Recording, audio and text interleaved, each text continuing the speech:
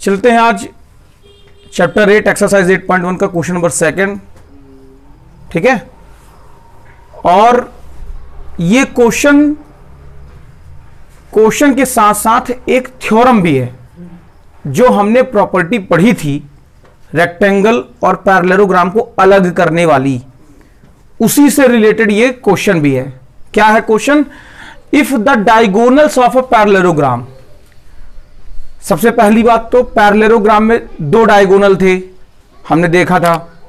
तो दोनों डायगोनल्स की कहानी दी गई है कि if the diagonal of a parallelogram are equal, यदि किसी पैरेललोग्राम के डायगोनल इक्वल हैं, यदि किसी पैरेललोग्राम के डायगोनल इक्वल हैं तो प्रूफ करो कि वो एक रेक्टेंगल होगा। मैंने आप लोगों को ये बताया भी था। क्या बताया था? कि किसी रेक्टेंगल में और पैरेललोग्राम में जो मेन डिफरेंस थे उनमें से ये था कि दोनों के डायगोनल, पैरेललोग्राम के डायगोनल इक्वल थे, सॉरी रेक्टेंगल के डायगोनल इक्वल थे और पैरेललोग्राम के डायगोनल इक्वल नहीं थे। दूसरा डिफरेंस क्या देखा था हमने? कि पैरेललोग्राम के एडजेसेंट एंगल का सम 180 आता है लेकिन एंगल इक्वल नहीं होते, और रेक्टेंगल के सभी एंगल 90 डिग्री होते हैं। तो एडजेसेंट एंगल प्लस करने पर भी 180 ही आ रहा था वहां भी। ठीक है, लेकिन हमें यहां एंगल्स का वैसे कोई भी लेना देना नहीं है, केवल पैरेललोग्राम एक सिंपल सा ड्रॉ करें और उसके डायगोनल बराबर बनाएं और हम उसे रेक्टेंगल लाएं। तो पहली बात तो मैं ये करूंगा और रोजाना करता आ रहा हूं कि हमें यहां डायग्राम किसका बनाना पड़ेगा? अब रेक्टेंगल का, क्योंकि जो शो दैट करना है, जो शो करना है ना, उसी का डायग्राम बनाएं। लेकिन लिखेंगे क्या? पैरेललोग्राम। पैरेललोग्राम की पूरी प्रॉपर्टी काम करेंगे, काम पूरा पैरेललोग्राम का होना है, लिखना बस हमें रेक्टेंगल है, सॉरी डायग्राम बस हमें रेक्टेंगल का बनाना है। ठीक है, तो सबसे पहले एक रेक्टेंगल का डायग्राम बना लें क्वेश्चन की कंडीशन के अकॉर्डिंग। ठीक है, ये सपोज दैट एक रेक्टेंगल है, सपोज एक रेक्टेंगल है ABCD। ABCD is a rectangle है, लेकिन पैरेललोग्राम लेंगे, मतलब ये पैरेललोग्राम है। और मैंने बताया भी था कि रेक्टेंगल को हम पैरेललोग्राम यूज कर सकते हैं, ठीक है, लेकिन पैरेललोग्राम को रेक्टेंगल की तरह यूज नहीं कर सकते। पैरेललोग्राम पहले आया, उसके बाद पैरेललोग्राम में कुछ खास बातें जुड़ गई तो रेक्टेंगल बन गया।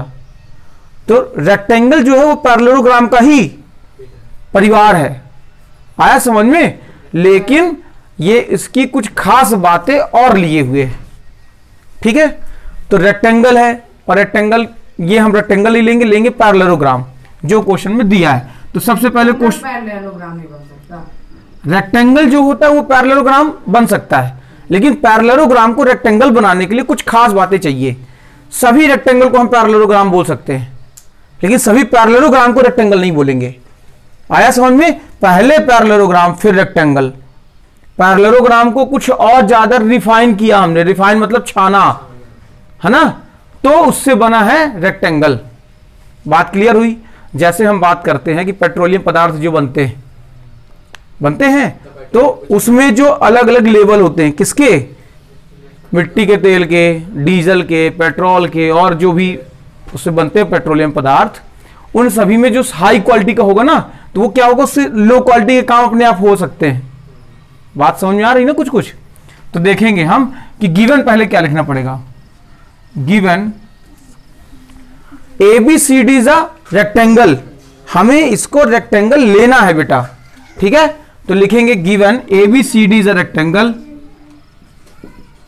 ABCD इज अ रेक्टेंगल, नहीं parallelogram. ABCD is a parallelogram. ये पैरेललोग्राम को लिखने का बिल्कुल। और क्या लेना है कि इसके डायगोनल जो है वो इक्वल है। तो डायगोनल पहले ड्रॉ कर लें इसमें। ये डायगोनल AC और ये डायगोनल BD दोनों इक्वल है, क्वेश्चन में दिया है। डायगोनल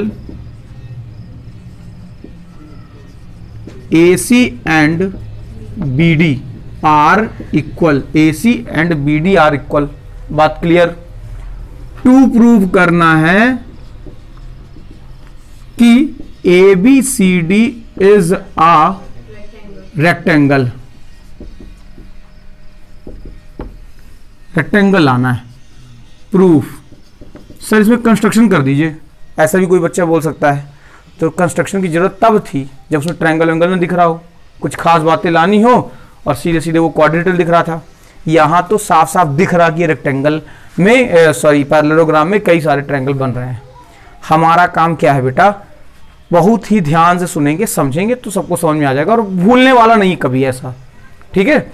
हमें ये AC और BD इक्वल दिए हैं तो हम AC और BD जरूर लेंगे ट्रायंगल में, ठीक है, क्योंकि AC और BD क्यों दिया जाता यदि इसका काम नहीं होता तो AC और BD से बनने वाले ट्रायंगल देखो डायग्राम में, AC का मतलब ये, इसमें और इसमें ये दो ट्रायंगल जरूर लेने हैं। तो इन दोनों ट्रायंगल से बनने वाला ट्रायंगल कौन सा, ये एक ABC ट्रायंगल और दूसरा ADB ट्रायंगल, इन दोनों ट्रायंगल को ले लें। ऊपर की बात यदि मैं छोड़ दूं, सपोज दैट ये लाइन हमारी है ही नहीं, अभी समझने के लिए सपोज ये लाइन नहीं है, तो हमें साफ साफ दिख रहा है दो ट्रायंगल, उन दोनों ट्रायंगल को लेना है, काम करना है, बाकी वो रहेगी, लाइन रहेगी, क्योंकि तो पैरेललोग्राम तो है ही, तो मैंने केवल समझाने के लिए मिटाया, फिर अभी ड्रॉ कर दूंगा, ठीक है।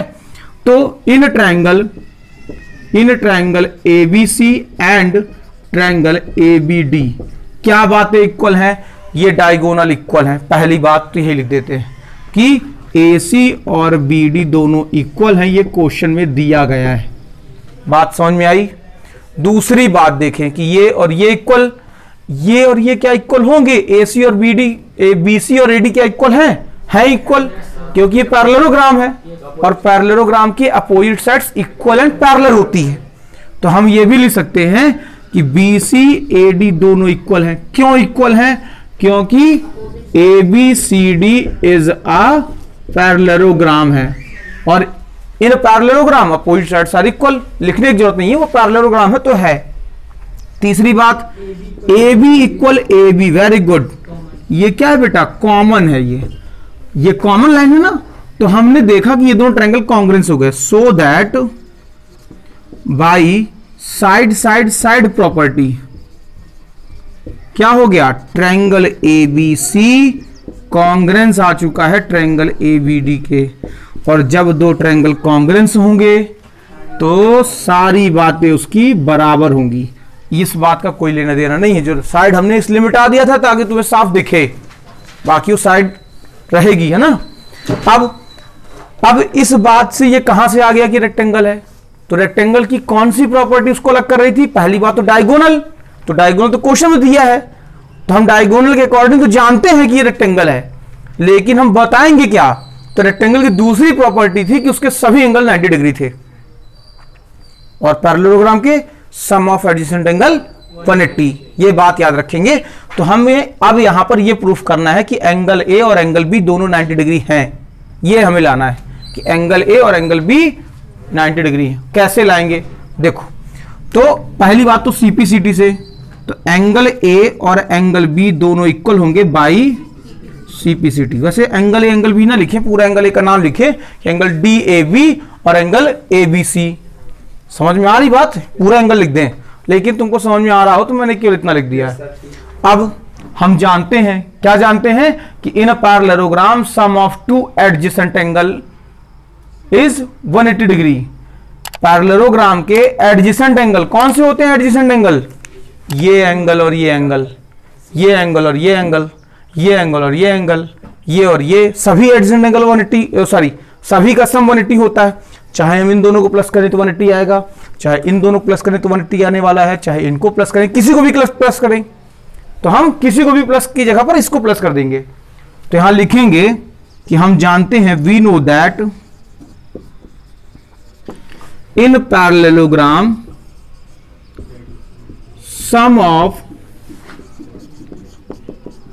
Adjacent angles is 180 degree. हम जानते हैं कि in parallelogram sum of adjacent angles 180 degree, है ना, या एडजेसेंट एंगल्स यूज कर रहे हैं तो R लिख सकते हैं। We know that in parallelogram sum of adjacent angle are 180। तो लिख दो एडजेसेंट एंगल कौन से, तो इनके एडजेसेंट एंगल लिख दो कि एंगल A और एंगल B का सम 180 होने वाला है, यही होगा ना। लेकिन हमने अभी लिखा है कि एंगल A एंगल B दोनों इक्वल है, तो हम यहां एंगल B की जगह पर एंगल A लिख सकते हैं, लिख सकते कि नहीं लिख सकते, क्योंकि दोनों इक्वल हैं। तो हम यहां लिख सकते हैं कि angle A plus angle A is equal to 180। Reason लिख दो ना यहां पर, रीजन क्या कि एंगल ए इक्वल है एंगल बी के, इसलिए हमने ऐसा लिख दिया। तो यहां पर 2 एंगल ए इक्वल 180, तो एंगल ए की वैल्यू आ गई 180 डिवाइडेड बाई 2, 90 डिग्री। मतलब एंगल ए 90 है और एंगल ए किसके इक्वल है, एंगल बी के। तो यदि एंगल बी के इक्वल है, similarly we can say that कि ऑल एंगल्स आर 90 डिग्री, सभी एंगल 90 के होंगे, या each angle are 90 degree, each भी ले सकते हैं, each angles are 90 degree, then it is rectangle, proved. नहीं आया समझ बेटा किसी को? यदि किसी को कोई डाउट हो तो बिल्कुल पूछ सकते हो, यहां पर सभी को समझ में आया पूरा? चलते हैं क्वेश्चन नंबर 3, एक्सरसाइज 8.1 के क्वेश्चन नंबर 3 में। यह भी एक ऐसा ही क्वेश्चन है जैसा हमने अभी इसके पहले किया, थ्योरम बेस्ड क्वेश्चन है। ठीक है, क्वेश्चन तो है ही, जो थ्योरम्स हमने की हैं वो भी तो क्वेश्चन बन सकती हैं, उसी तरह ये भी क्वेश्चन है, थ्योरम बेस्ड है। क्या लिखा है? Show that if the diagonal of a quadrilateral, show that if a diagonal of quadrilateral, ये बात हमें याद रखनी पड़ेगी। ठीक है, क्योंकि काफी सारी बातें इस अकेले बात पर, क्वाड्रिलेटरल पर बेस्ड है क्वेश्चन की, मैं समझाऊंगा भी। ठीक है, so that if the diagonal of a quadrilateral bisect each other at right angle, यदि किसी क्वाड्रिलेटरल के डायगोनल एक दूसरे को राइट एंगल पर कट करते हैं, तो मैंने बताया है कि वो रेक्टेंगल या वो स्क्वायर या रोम्बस होते थे। यहां पर हमें रोम्बस लाना है, तो हम सबसे पहले डायग्राम रोम्बस का ही बना के चलेंगे। ठीक है, क्वाड्रिलेटरल, वो भी तो एक क्वाड्रिलेटरल है, रोम्बस भी, तो पहले रोम्बस बना ली। तो ये हमने सपोज रोम्बस बना दिया, ये PQRS इज अ क्वाड्रिलेटरल लेके चलना है ना, तो ये क्वाड्रिलेटरल है, रोम्बस आंसर में आएगा। रोम्बस को क्वाड्रिलेटरल, हाँ, रोम्बस को क्वाड्रिलेटरल वो है, मानेंगे नहीं, वो क्वाड्रिलेटरल है, और उसको हमें रोम्बस लाना है कि रोम्बस की कैटेगरी का है ये। ठीक है, तो गिवन, ध्यान से सुनेंगे, थोड़ा बड़ा क्वेश्चन है ये। ठीक है, PQRS is a quadrilateral। अब क्या लिखा है कि diagonal bisect each other at right angle. तो मतलब क्या है इस बात का कि ये डायगोनल एक दूसरे को बाइसेक्ट भी कर रहे हैं, बराबर बराबर बांट भी रहे हैं, और राइट एंगल पर बाइसेक्ट कर रहे हैं, मतलब राइट एंगल, इनके बीच के एंगल राइट एंगल भी है। क्या है यहां पर? O, सपोज दैट इसका हमने नाम दे दिया O है ये। ठीक है, तो diagonal PR and SQ bisect at O with right angle. क्या बोला मैंने? इस बात का क्या मतलब है कि PR और QS ये एक दूसरे को राइट एंगल पर बाइसेक्ट कर रहे हैं। ये क्वेश्चन में दिया है। बाइसेक्ट का मतलब हो गया बांटना, इसे बराबर बराबर बांट रहे हैं और राइट एंगल पर कट कर रहे हैं। तो यहां पर राइट एंगल बन रहा है, सेंटर वाला एंगल जो है राइट एंगल है। ठीक है, अब सुनेंगे, हमें 2 प्रूव करना है। क्या 2 प्रूव करना है? 2 प्रूफ यानी सो दैट भी लिख सकते हैं 2 प्रूफ को, कि PQRS इज आर रोम्बस। हमें लाना है कि PQRS एक रोम्बस है। मेरी बातें ध्यान से सुनेंगे, पहले इसकी थोड़ा कुछ खास बातें सुन ले, फिर प्रूफ करते हैं। यदि यही क्वेश्चन ऐसा होता कि ABCD is a parallelogram and diagonal bisect each other at right angle, तो ये रोम्बस था, पैरेललोग्राम था, रोम्बस बन गया। लेकिन हमें उसमें यदि ये पैरेललोग्राम होता तो ये साइड इसके इक्वल पैरेलल है, ये साइड इसके इक्वल पैरेलल है, ये बात नहीं लानी पड़ी थी। आई बात समझ में? यहां क्या क्वाड्रिलेटरल है तो हमें इसमें पहली बात तो ये लानी पड़ेगी कि ये इसके पैरेलल भी है, ये इसके इक्वल भी है, साथ में ये इसके पैरेलल भी है, ये इसके इक्वल भी है, और ये और चारों साइडें इसकी इक्वल हैं। रोम्बस में चारों साइड इक्वल भी होती हैं, अपोजिट साइड्स पैरेलल होंगी, चारों साइडें इक्वल होंगी। ठीक है, अगली बात क्या है कि ये डायगोनल 90 डिग्री पर होते हैं, मैंने ये लिखवाया था रोम्बस में, तो ये तो दिया है क्वेश्चन में।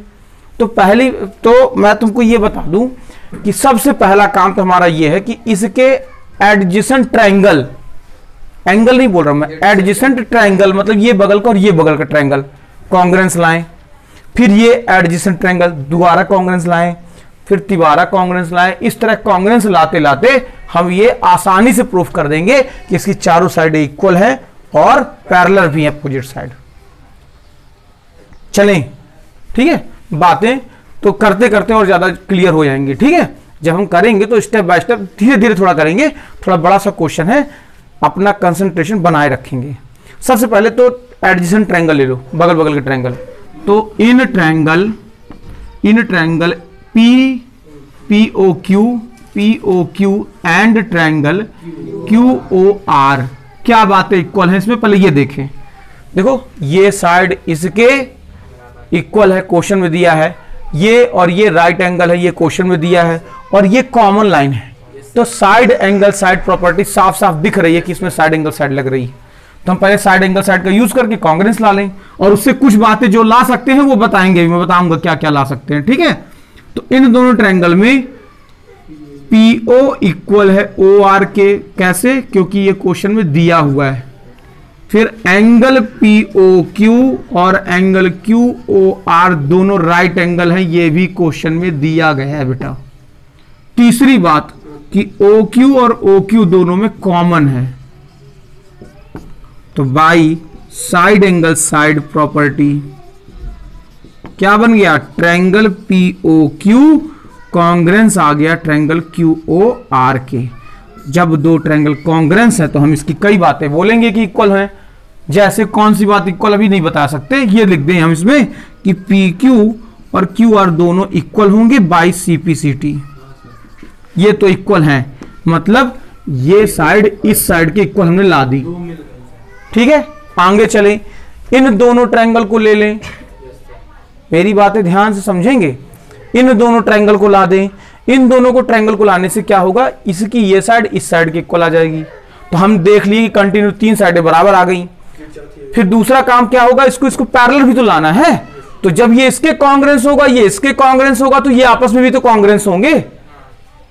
बात समझ में आ रही होगी कि ये इसके कॉन्ग्रेंस है, ये इसके कॉन्ग्रेंस है, तो ये आपस में कॉन्ग्रेंस है। जब ये कॉन्ग्रेंस होंगे तो हम इसकी अल्टरनेट ट्रायंगल प्रॉपर्टी यूज करेंगे और पैरेलल भी ला देंगे। तो कई सारी बातें इस क्वेश्चन में लानी है, इसलिए मैं इसको आराम आराम से छोटा छोटा थोड़ा लिखने की कोशिश कर रहा हूं कि सभी को प्रॉपर समझ में आए। तो हम अब लेंगे दूसरे ऊपर के एडजेसेंट टू एंगल ट्रायंगल। तो again in triangle QOR and triangle ROS क्या बात है इक्वल है इसमें? मेरी बातें ध्यान सुनेंगे। इन दोनों में ये बाइसेक्ट कर रही थी तो ये लाइनें इक्वल होंगी और ये कॉमन होगी और ये राइट एंगल है। प्रॉपर्टी वही लगने वाली, साइड एंगल साइड ही है ना। तो क्या लिखेंगे हम? QO इक्वल है OS के, ये क्वेश्चन में दिया गया है बेटा। दूसरी बात, एंगल QOR इक्वल है एंगल ROS के, इज इक्वल टू है ये 90 डिग्री, ये भी क्वेश्चन में दिया हुआ है, मैं अपने से कुछ नहीं लिख रहा हूं। तीसरी बात, OR इक्वल है OR के और ये कॉमन है। कॉन्ग्रेंसी लाने का वही पैटर्न है ना। तो by side angle side property क्या बन गया? ट्रायंगल QOR कॉन्ग्रेंस आ गया ट्रायंगल ROS के। ये दूसरी बात हो गया। इसको हम लिख सकते थे इक्वेशन फर्स्ट, या इसको लिख दो, जो हम बॉक्स में लिख रहे हैं इनको इक्वेशन डाल दो। क्योंकि बाई इक्वेशन 1 2 CPCT हमें लिखना पड़ेगा भी, ठीक है। तो इक्वेशन सेकंड से हम क्या बोल सकते हैं क्वेश्चन में, समझेंगे थोड़ा, ठीक है। तो इक्वेशन सेकंड से हम लिख सकते हैं कि ये साइड इसके इक्वल है, show that Q R equal है एस आर के बाई CPCT। अब कुछ और बात करते हैं। हमारे पास क्या आ गया कि ये तीनों साइडें इसकी इक्वल है। आगे बातें हमें क्या लाना बेटा, ये इसके पैरेलल यदि ये ला दें, और अभी क्या लाना है कि ये ट्रायंगल भी कॉन्ग्रेंस हैं। और ये ट्रायंगल कॉन्ग्रेंस कब आएंगे, कब आएंगे, जब ये ट्रायंगल क्यों लाना है, क्योंकि चारों साइड इसकी इक्वल लानी है। तो तीन साइड इक्वल आएंगी ना। अभी क्वाड्रिलेटरल ना दिया होता, यदि ये क्वेश्चन पैरेललोग्राम का होता तो बिल्कुल आसानी से आ जाता, एक बार बस लाना पड़ता, हमें इसको बस लाना पड़ता, सिमिलरली लिख के लिख देते। लेकिन यहाँ क्वाड्रिलेटरल दे के क्वेश्चन को बिगाड़ दिया गया है, उसमें हमें क्वेश्चन को थोड़ा ज्यादा काम करने की बातें कही गई हैं, ठीक है। तो हम देख रहे हैं अब इन दोनों, पहले इन दोनों ट्रायंगल को ला दें, फिर बाद में लिख देंगे बाकी चीजें, ठीक है। Similarly in triangle POS and triangle SOR, ये और ये ट्रायंगल में, इसमें भी by side angle side property लग रही है। यदि तुम सबको समझ में आ रहा हो, लिख सकते हैं, वैसे हम लिख दें चाहें तो, या फिर यदि समझ में आ रहा हो तो मैं सीधे लिख दूं कि बाई साइड एंगल साइड ये भी कॉन्ग्रेंस होने वाला है, ठीक है। इसीलिए मैंने लिख दिया सिमिलरली इन ट्रायंगल, ये दोनों by side angle side property. कैसे साइड एंगल साइड, ये इसके इक्वल, ये कॉमन, और ये 90 डिग्री। तुम लोग चाहो तो इसको लिख भी सकते हो, लिख भी लेना, ठीक है, लिख लेना। ये तो ये ट्रायंगल POS भी कॉन्ग्रेंस आ जाएगा SOR के, और ये इक्वेशन थर्ड आ जाएगी। तो इक्वेशन 1 2 और 3 से तीनों इक्वेशन हम ऐसा बोल सकते हैं कि ये चारों ट्रायंगल आपस में कॉन्ग्रेंस है, चारों कॉन्ग्रेंस है। तो by equation 1 2 and 3 each triangle are congruence, या हम ऐसा लिख दें कि इसके सभी ट्रायंगल कॉन्ग्रेंस है, तो सभी साइडें भी इसकी इक्वल होंगी, मतलब ये साइड भी अब इसके इक्वल हो गई। तो बाई इक्वेशन 1 2 3 PQ इक्वल है QR के, और ये इक्वल है RS के, और ये इक्वल है PS के। चारों साइडें इक्वल आ गई हमारी, आ गई। चार साइड इक्वल होती है रोम्बस में भी और स्क्वायर में भी। स्क्वायर हम नहीं लाएंगे, स्क्वायर के लिए कुछ और ज्यादा काम करना पड़ेगा, तो स्क्वायर की बात नहीं करेंगे। पहले रोम्बस आएगा, जब रोम्बस को कुछ और ज्यादा रिफाइन किया जाएगा, रिफाइन मतलब वही, जब और ज्यादा रिफाइन करेंगे तो क्या होगा, ये स्क्वायर बनेगा। अभी हमको ज्यादा रिफाइन करने की जरूरत नहीं, रोम्बस तक लाना है। अब हमारे पास चारों साइडें इक्वल आ गई, केवल हमें ये लाना है कि अपोजिट साइड्स पैरेलल भी हैं, तो ये रोम्बस हो गया, फिर प्रूफ हो गया, फिर कुछ नहीं करना आगे। तो पैरेलल के लिए क्या करेंगे, in triangle POQ and triangle SOR congruence लाने की जरूरत नहीं है, ये दोनों कॉन्ग्रेंस ही होंगे। तो लिख दे, इसको लिख दे ट्रायंगल ये congruence by equation 1 and 2, 1 and 2। इन दोनों इक्वेशन से कैसे हो गया सर, ये बताइए। ये इसके कॉन्ग्रेंस, और यही बात यहां पर लिखी है, तो ये इसके कॉन्ग्रेंस। तो जब ये सेम चीजें लिखी हैं तो ये भी इसके इक्वल होगा, होगा कि नहीं होगा।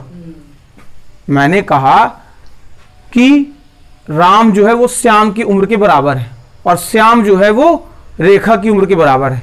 तो क्या रेखा और राम बराबर हो गए, हाँ इक्वल हो गए। ये इसके इक्वल और ये इसके इक्वल, तो तीनों चीजें आपस में बराबर, इसलिए हमने इन किनारे किनारे वालों को लिख दिया कि ये दोनों इक्वल है। बात क्लियर। और जब ये कॉन्ग्रेंस हैं तो ये एंगल इसका इसके इक्वल होगा, तो एंगल QPO इक्वल होगा, QPO इक्वल होगा ORS के बाई CPCT, होगा कि नहीं होगा।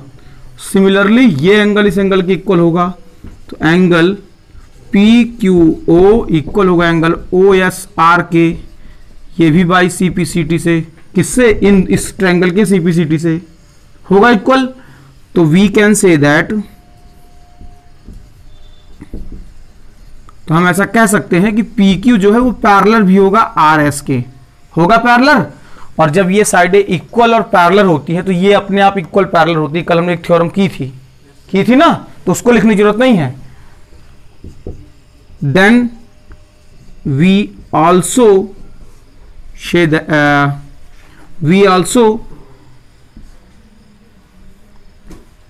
Also can say that,